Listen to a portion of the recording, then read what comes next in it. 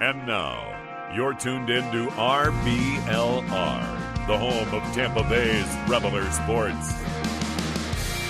Hola, bonjour, guten tag, ciao, konnichiwa, now, and hello, ladies and gentlemen. This is RBLR Bucs, your one-stop shop for all things pewter and red. And you know I had to show some love for the Olympics real quick. That being said, I'm your co-host, Musa, your trusty podcast sideline reporter, your hype man extraordinaire. And let's get this party started, shall we? The wait is almost over. Just 3 days until the Bucs hit the gridiron. I can feel the anticipation in the building, and I'd be lying if I say I can taste the victory.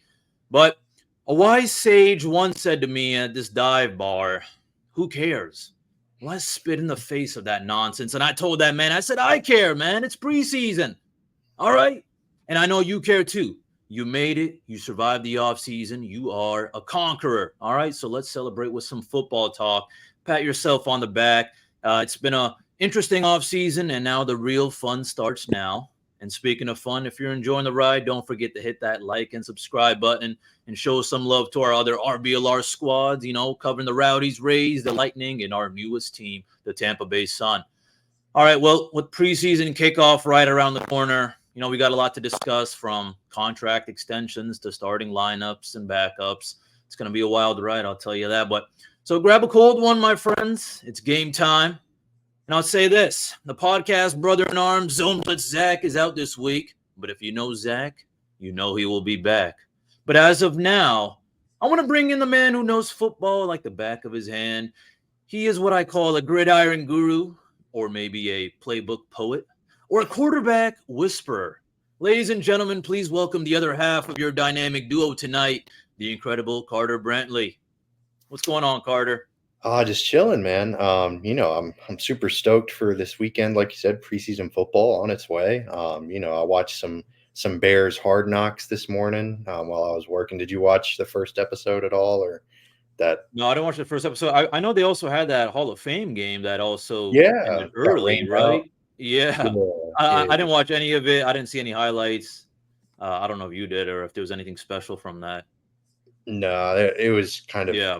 standard, just training camp sort of thing. But they are doing like some kind of AFC North in-season Hard Knocks kind of thing, where they focus on like a division instead of a team. So that could be interesting. Who knows? They're all kind of just rah, like, just very basic stuff. But Nick Saban was on the episode. That was kind of cool. I guess that would be kind of the highlight of the episode. But other than that, not a whole lot. But Bucs news related, there was a little bit of there's a little bit of talks around Tristan Wirfs. Is he going to sign an extension?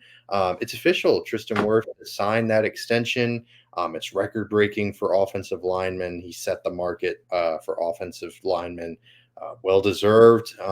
He's here for, I believe it's 5 years. I think till 2029, I believe.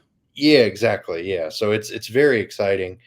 This keeps them in Tampa Bay. It keeps that left side of that offensive line a little bit stronger for the upcoming years. Super excited about that deal. Did you have any thoughts on it? Like, how does this affect the Bucs' future moving forward, especially with that offensive line? Well, I'll tell you this. My first reaction was when I had read that whole miles apart, information of the news coming out, I was like, okay. And I was thinking, maybe it's a bunch of BS or maybe it was true.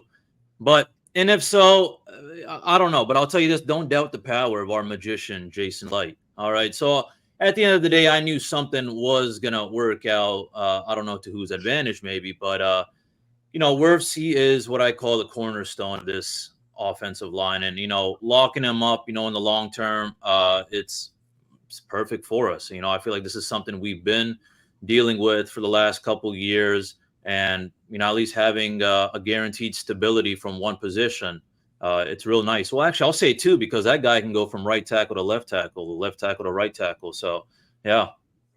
Yeah, absolutely. I was really excited when I read the news. I mean, like you, it's just solidifying, like you said, the tackle position, because like you said, he can shift either side. I'll be really curious to see how Luke Gadecki's contract situation plays out. He's still a bit away. I think he's a year or two out from an extension being a real thing. But I'll be curious to see how that plays out as well, because having two bookends on either side of the offensive line, it just makes a GM's job so much easier, I'd imagine.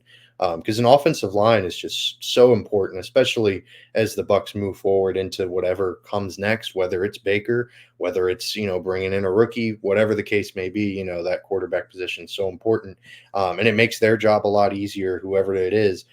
Just having those two guys blocking the outside, especially with how many great edge rushers there are in the NFL. So yeah, I thought that was really interesting, and it kind of kept in theme with this offseason, sort of a theme of just keeping everyone around, giving guys extensions. What are your thoughts on the Bucs sort of philosophy in that regard? Sticking with the guys that they drafted, because they didn't really go out and make a big splash or anything, but they kept everyone around. What are your thoughts on that, Musab? I mean, they kept all the good guys around. I'll tell you that. Right. I mean, I know there's some guys that departed, but we wish course. them all the best. But it's not like they were contributing to anything. The big guys that we wanted to keep, we kept, and the thing is that this is just it maintains chemistry. I just feel like there's a lot less that new guys got to pick up or whatever. And honestly, I mean, just thinking about this offseason, or if I'm a Bucks player, honestly, I'm pretty fired up the way things have worked out for our team. Overall, I mean, I feel like there's no reason as to why we shouldn't be optimistic about what has happened so far this offseason. Obviously, I know I'd mentioned in the introduction that it's been a weird, boring offseason. That's just what off seasons are. But hey, at least our Bucks, they did a solid job this offseason. I'm happy with what they did. But I also want to kind of piggyback off of, us keeping all these guys, and specifically Tristan Wirfs. I do want to just kind of ask you, does this deal kind of limit, the financial flexibility in short term? Why or why not? And I also want to add, I mean, just for all these guys, I feel like, obviously there's some kind of, cost, to keeping all these guys. So, yeah, I mean, I don't know much about it, so I don't know if you do. Yeah, I'm not Yeah. the Josh Quapo salary cap expert. This is a question for him. We got to have him back on the show. Yeah. Friend of the show, Mr. Joshua Quepo of oh man, he's gonna kill me for not knowing the name of his publication. Is it it's not Bucks Report, it's Pewter Report. That's where he works. Yeah, so definitely check him out at Pewter Report. That would be great. Little plug for Josh Quapo. But yeah, I'm not 100% sure of the full details of it, the financial aspects of it. But the good news is, Baker's on not that massive, $50 million quarterback contract that a lot of other teams have to deal with. And the Bucs have also done a really nice job. I don't think they've really gone back into the whole voidable years concept too much. So I think they're doing a really nice job of shedding a lot of the dead cap that occurred during that Tom Brady era. So I think that there's room for it. The cap is always growing. It's always going up, up, up. So I think they do a better job than a lot of teams in the NFL of managing the cap. I think they do a phenomenal job. So I have full faith that they're really committed to, because Wirfs is still relatively young. I think he's 25, 26. So there's really no concern in drop off of, quality of play or anything. So I think that's a huge thing as well. And, they've offered themselves a pretty good amount of flexibility. So I'm not too concerned, but yeah, at some point it is going to be, sort of a pay the piper kind of thing. But luckily I think that with the escalating cap, that'll kind of, cancel out those types of things. So yeah, it's certainly a question to ask, because, they've signed a lot of guys to big time contracts in this offseason. And, you always want to maintain flexibility, but we'll see how it goes moving forward. But I think this was a very necessary thing to do. Just you got to lock up Tristan Wirfs. Otherwise, it's a big splash. I'll probably say he's kind of like the offensive line version of Justin Jefferson when it comes to those new contracts. Yeah, absolutely. I mean, he is. I mean, he's changing the game. Yeah. Yeah. People like Yeah, them. Oh yeah. So for sure. I mean, when you talk about top of the line at their position, Tristan Wirfs is certainly that. So no doubt, he's definitely, he's coming to the market when he's still relatively young, and he's playing at his best. He's a Pro Bowl, all pro caliber player. So yeah, absolutely, kind of the Justin Jefferson of left tackles for sure. That's a nice comparison to make. As much as you can be Justin Jefferson if you're a left tackle. But in other news, this weekend the Bucs get a little bit of taste of football. We get a little taste of Bucs football. They're taking on the Bengals in Cincinnati Saturday night. It's their first preseason game. With these preseason games, it's always like starters don't usually play very much, if at all. So do you have any thoughts or expectations, or are you just kind of excited to see the Bucs play some football?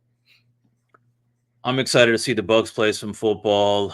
I mean, it's the first game, it's the first preseason. So For sure. just observe and see, okay, these backups and these rookies, how did they do this first game, and if they're showing, improvements, or, what's going on. So, I mean, you shouldn't, I can't imagine someone's, taking too much, to heart with all these kind of preseason games, but Of course. hey, man, I'll tell you that it's some action, man. Absolutely. It's been a dry summer. I'll tell you that. So, yeah.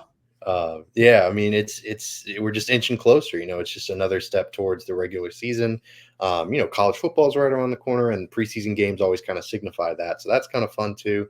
But yeah, I'm excited to see a lot of the young guys that they're going to bring out there. The Bears had some really fun players in their little preseason game. Chris Johnson, or not Chris Johnson, that's the running back. I forget the wide receiver's name, but he racked in a couple of touchdown passes. I think he's like the tallest receiver in the NFL right now. He's 6'6". But yeah, it was a fun episode. So I'm expecting to kind of see something like that, see a kind of a relatively unknown player, have a big game and make a splash, maybe earn himself a roster spot when no one really expects. The first game, it's certainly kind of getting your feet wet, Well, but there's opportunity there for sure. I'm also curious to see, because obviously, not like Baker is going to be playing. He's probably just going to do maybe a snap or two. Yeah, I don't know, yeah. whatever. Yeah, so he's not getting any action, as he shouldn't. But I'm curious to see what goes on with Trask and Walford.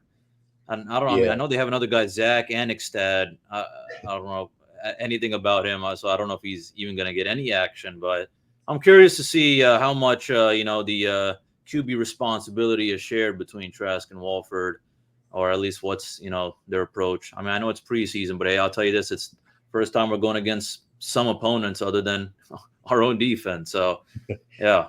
Yeah, that's a great point. I mean, training camp, you can only really do so much to simulate in-game scenarios, because everyone's obviously fighting hard, playing hard, trying to earn a spot and everything. But that's familiarity. It's you're playing against your own guys. So that's certainly a great point. There's definitely going to be a lot of things to take away for these backups. Maybe stuff to learn, maybe stuff to improve on as the preseason goes on. So yeah, I'm pretty stoked to see. Bucky Irving's hopefully going to get some touches. We'll see how the running back room plays out. Sean Tucker's also likely to get some touches. Maybe McMillan, the rookie wide receiver. Maybe we get to see him a little bit. Him and Sterling Shepard.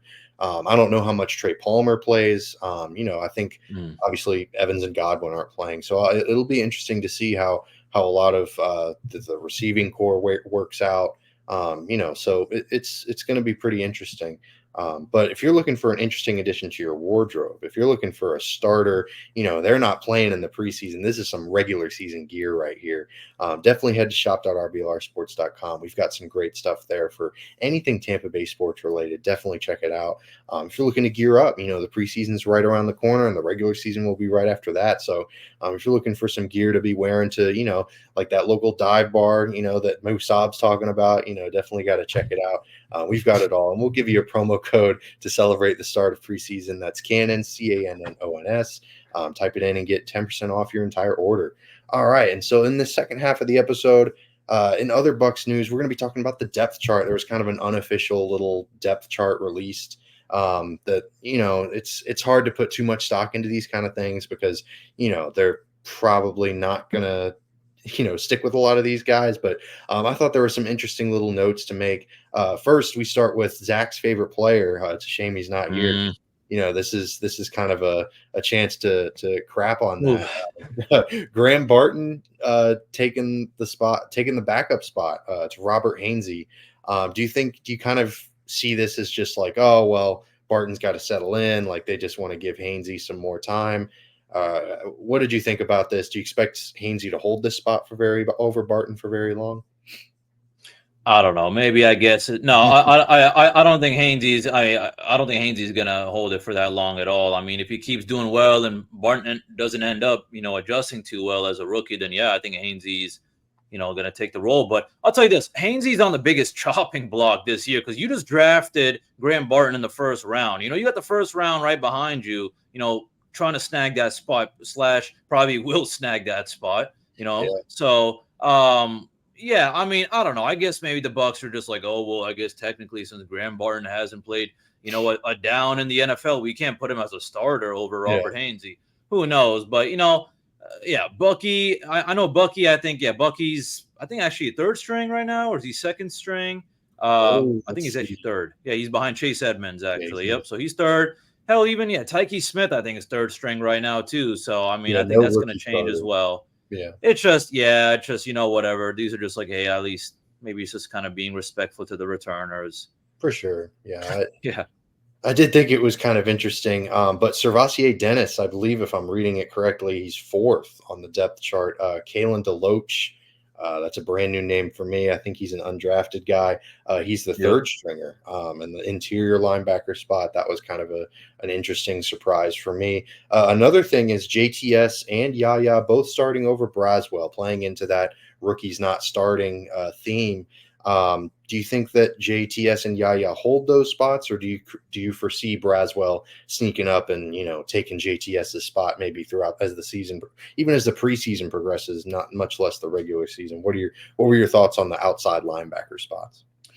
You know what I call this JTS Yaya Chris Braswell situation a bloodbath between three dogs: the past, the present, and the future. All right, because JTS was the past type. You know what I'm saying? We were all going buck wild. You know what I'm saying? The present is Yaya. You know what I'm saying? Yaya is the dog right now, and the future is what we expect from Chris Braswell. So I expect to be a battle between all of them. We'll see what happens, but it's kind of just like it's going to be mad competitive, and I feel like Braswell's got to prove something too. You know what I'm saying? And Yaya's already proved something, and JTS kind of mixed feelings for me, to be honest. So we'll see what goes on, but hey, maybe another year under his belt, maybe things will change. He'll pick it up. So, but yeah, those are my thoughts. I don't know about you.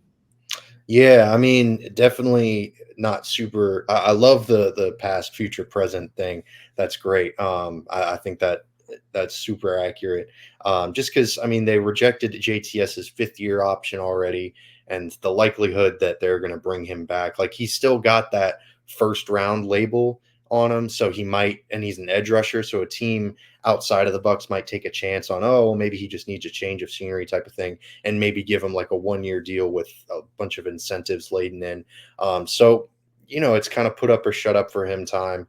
It's kind of put up or shut up time for him. Yeah. It's going to be a big year for him. And I could absolutely see Braswell kind of taking that spot, especially if JTS doesn't kind of take it a little. I don't want to say he's not, obviously he's taking it seriously. Like every player is trying their best and everything, but if he doesn't step up and up his production, it could definitely spell some bad things, because a team like the Bucs, especially, they don't decline fifth-year options just for no reason. They, like we've been talking about, they love to keep their guys around. So if they're not, if they're not sold on you and they're not going to keep you around someone they drafted, that's a bad sign. They put up with a lot. Zion McCollum's their starting outside cornerback this year. So they're all about, keeping your guys around. So if they're saying no, that's a pretty rough sign in terms of your production. So we'll see how that plays out for sure. At the end of the day, Carter, it's a job as well, man. Yeah, the Bucs are just, think of it as like a corporate office. If the boss doesn't want to give you an extension, then that probably means you're on the chopping block. They'll hire a new intern that'll take your job. Yeah. The new intern's name is Chris Braswell. So that's right. Chris Braswell's the intern. Oh man, yeah. Yeah. Oh man, poor Chris Braswell. No, we think I think he's gonna be a lower paid intern, but he's really gonna have some really high production. I'm really excited about Braswell. Those Alabama guys don't mess around for sure. Moving on to the interior defensive line, because that was kind of interesting too. Much maligned on this show, Logan Hall. He got the starting spot. We put these in quotes because it's still the first unofficial release depth chart, like how much to really put into this. But yeah, he got the starting spot over William Golston, the incumbent. He's been there just forever. I mean, William Golston in a Bucs uniform, that's just been kind of it for the interior defensive line. How much confidence do you have in Hall keeping that? Kind of similar to JTS here.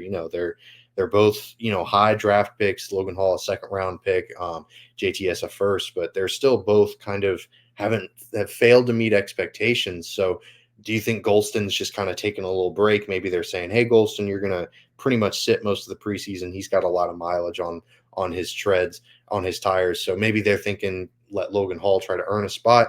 But basically, how much confidence do you have in Logan Hall keeping that starting interior defensive lineman spot over Golston? To be honest, man, I'm actually kind of just 50-50 on both of them right now, just because I don't want to count out William Golston just yet. And, when I had kind of, seen the depth chart come out, I was reading a couple things, and from Bucs.com, there was an article by Scott Smith, and he had mentioned that, Golston said when it comes to, just, running back in another year with the Bucs, he says it's an addiction. I'm addicted to the grind, the brotherhood. I love the battles we have in the game. So, I mean, this guy's going to keep on fighting, until his body says no.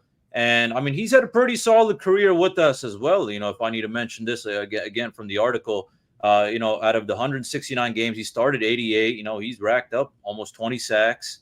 Even that Bucs 2020 Super Bowl, he led that team actually with 20 quarterback pressure. So this guy's got some stuff under his belt. The way I see this, honestly, Carter, it's like when you buy that brand new Camaro, but you also got that 1979 Ford Thunderbird. That's still running. It's still getting the job done. You know what I'm saying? You still got a reliable car backup, but right now, you're driving that, young little Camaro right now. So, we'll see what goes on with Logan Hall. I mean, listen, he's young, and he's a lot to work on for sure. But I mean, he can have a bright future. Obviously, he has something that William Golston doesn't, which is youth.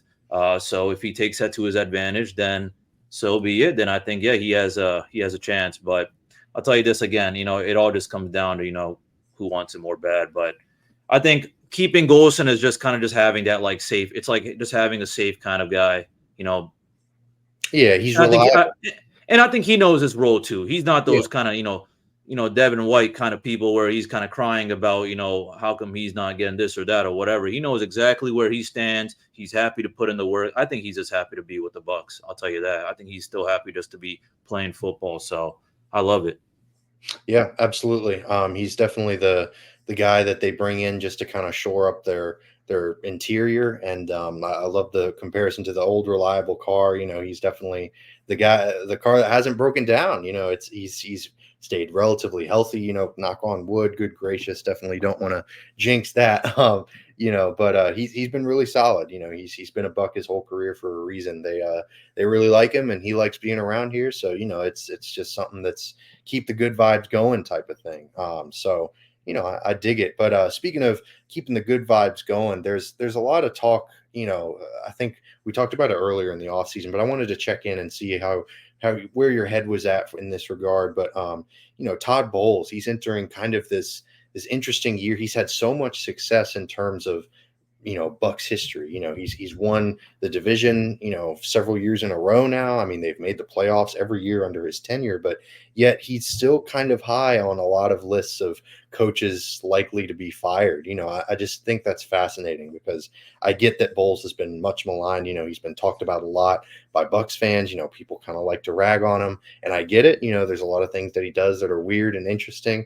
But what are your thoughts? Like, what's the worst case scenario that gets Todd Bowles fired this season? If in regards to how this season plays out, what has to happen for Todd Bowles to get fired in your mind? I'd probably say lose the division, but not just lose it, but like lose it by like a game or two or something. Not like not having a close battle, because first of all, you're already in a really crappy division. Right. You know what I'm saying? And if you're even doing worse than what you're supposed to do, then I mean, yeah, it's embarrassing. The thing is, just to kind of just summarize it, is that I don't think that they're going to completely shit the bed. To be honest, I think that they're worst comes to worst, they're going to at least do mediocre, especially with all the guys that we've kept back. But I don't know. I mean, I don't. I think that's the only scenario. I think all these articles. I'll be honest. I used to be like that too. I used to kind of get emotional after all these things. But if someone had to ask me right now, give me 3 to 5 reasons as to why Todd Bowles needs to be fired. I don't know if I could really come up with them on the spot like that. You know what I'm Yeah. saying? It's No, something I would have to really kind of do some research and be like, oh, there's something I caught. There's something. But so I think that these articles are always going to be out there for every single coach unless you're like the top 10 teams. You know what I'm saying? right. So yeah, that's really about it. I mean, he's got to do a really bad job. I think there were some times that we may have thought that, or I may have thought that. I'll speak for myself. I may have thought that this past season, but Yeah, absolutely. at the end of the day, yeah, I mean, we did solid. Yeah, I think he's in a solid position as well. People have to have something to write about with the Bucks because they were kind of like we've talked about. It was kind of a ho hum off season, no big moves, just a lot of returners and everything, which is perfect. I think that was the smart thing to do for them. They certainly didn't do anything wrong. It's just it wasn't super entertaining. Not a lot of things to write about or talk about or make videos about. So they had to talk about something. And Todd Bowles' job security is something that people can kind of not make stuff up about, but just discuss because he has been kind of a polarizing figure, as all head coaches are. Every fan base has a certain group of people that loves their head coach and a certain group of people that hates them. So there's always going to be that kind of dichotomy. So yeah, I figured it was worth delving into a little bit. But yeah, I think if as long as they're not in the cellar, like as long as they're not last place, if they can keep things kind Yeah. of close, there's a way for him to swing it as it was an off year or what have you. He can point to his past successes and kind of use those as examples as to why he should stay and keep his Well, that job. and I mean, listen, I mean, I know he's head coach, but I mean, and yeah, he's head coach, so he took take full responsibility. But I mean, he is also relying on other guys to really Oh, help him out, for sure. aka offensive coordinator and defensive coordinator. So Yeah. I mean, before we kind of make these kind of like big decisions, and I know the front office, wouldn't just kind of make some emotional decision like everyone on Reddit, on Bucks Reddit. Right. Yeah, You know what I'm saying? for sure. So you have to really think about all the key players, find who's a leader and all that. But you can't just only pinpoint it on Todd Bowles. So yeah, I mean, hey, yeah, we gotta be stern, as fans and as the front office staff and all that. But hey, we gotta also remember that this is a team effort as well when it comes to coaching. So yeah. Yeah, absolutely. He's like you said, relying on Liam Cohen to come in and fill some. I don't want to say big shoes because that Dave Canales did a great job last year, but I don't know if he's not exactly Andy Reid or anything, but he did a nice job last year, so he's got to fill some shoes that aren't necessarily easy to fill. I think a lot of the players had a great relationship with Dave, and I think that's the big reason why Carolina hired him. He was definitely a player's coach. It seemed like he was very upbeat, always positive, and he did a nice job with the offense. I don't think anyone really expected Baker and the Bucs offense to be as league average as they were. I know they weren't high flying or anything, but they did a nice job. They weren't the Dolphins, but they certainly weren't the Carolina Panthers either. So they were definitely really Yeah. yeah. So speaking of Baker, I wanted to ask you about kind of his job security, so to speak, as well. What are your thoughts on his standing in the Bucs organization? What has to go? Do you foresee the Bucs maybe, I don't know, drafting a quarterback next season? Maybe things don't go nearly as well as they did last year for Baker, and maybe they invest in a quarterback and let him kind of sit for a year. Or do you maybe see the Bucs maybe kind of committing to Baker a little bit more and maybe kind of pulling what they did with Jameis and saying, oh, we're going to stick with Baker, and then if things go really poorly with him, then we'll just draft someone and let him start. What are your thoughts on that I strategy? think I think you just took the words right out of my mouth. Honestly, I don't want to I don't want to take Zach's what's that word? Zach's kind of spotlight when it comes to love for Baker, but dude, Baker's a dog. I'm telling you, Baker's not Jameis Winston. Honestly, I Oh, really feel that, and I think that Baker's situation is a lot different than Jameis Winston. Baker's oh no, of on this course. kind of he's on his own little kind of career chopping block, because I mean, what is this like his third, fourth team or Fourth team. something? Yeah. So yeah. So basically, all I'm trying to say is that he's going to work hard for this, and I really think that he has decided that he is gonna kind of maybe I don't want to call him kind of old either, but he's going to kind of, if you're the quarterback, you kind of want to have that big brother kind of presence a little bit, especially to the young guys. So I really think he's going to take that now. And as long as, everyone works together, I think there's no kind of concern when it comes to job security. Now, if Baker just completely, again, poops the bed, and just does an absolutely horrible job just for whatever reason, then, yeah, we're going to have to move on. But I think after 1 year is just too early, Yeah, And I don't think that's going to happen. So, yeah. I more so meant from the perspective of maybe the Bucs draft a guy this offseason and give him a year under Baker instead of man, I'm so instead of sorry. doing Missed that. no, you're good. I Oh. didn't explain myself. I spoke way too much, but kind of instead of doing what they did with Jameis, just kind of throw him into the fire and let him start immediately. Maybe using Baker as kind of a bridge quarterback, so to speak, between whatever this era is and whatever the next era is. I wanted to maybe because they're You know what, man? I don't know about that. Yeah. Honestly, Carter, I don't know too many scenarios from the top of my head. I mean, a couple, like when that's happened.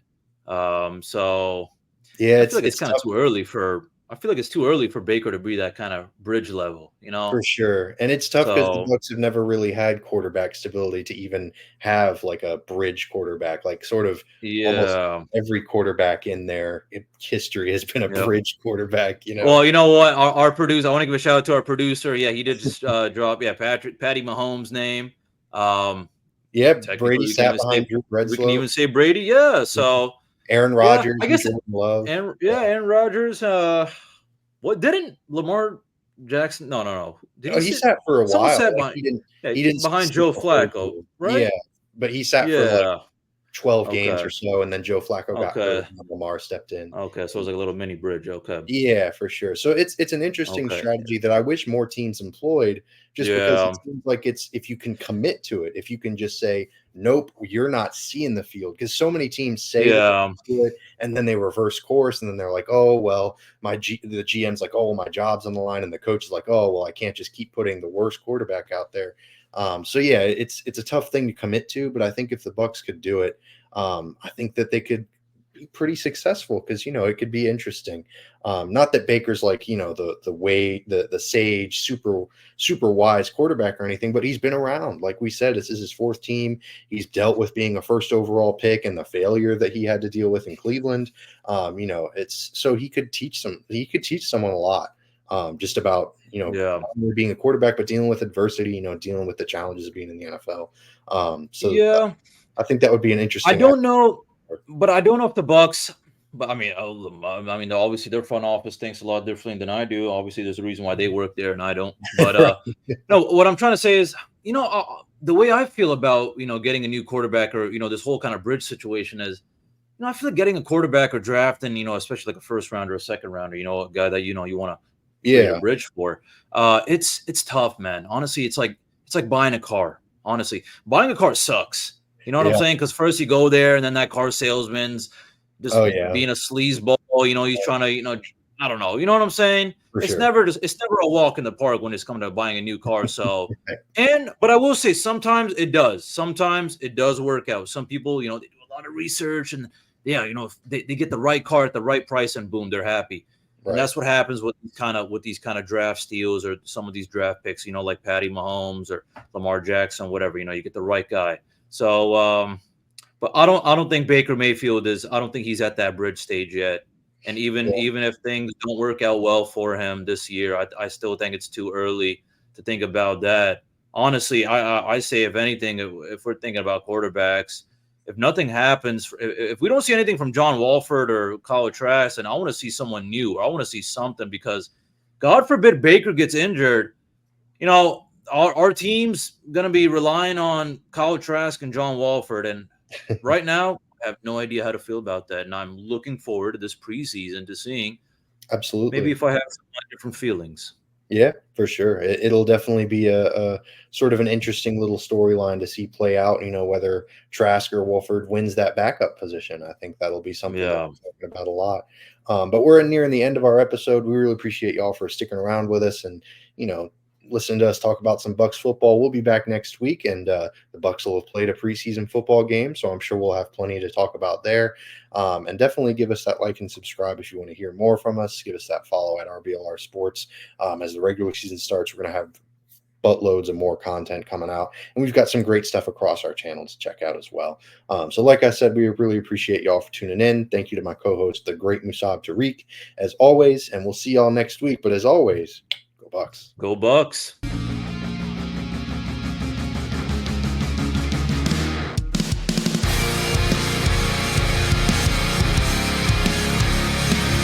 Thank you for tuning into this presentation by RBLR Sports.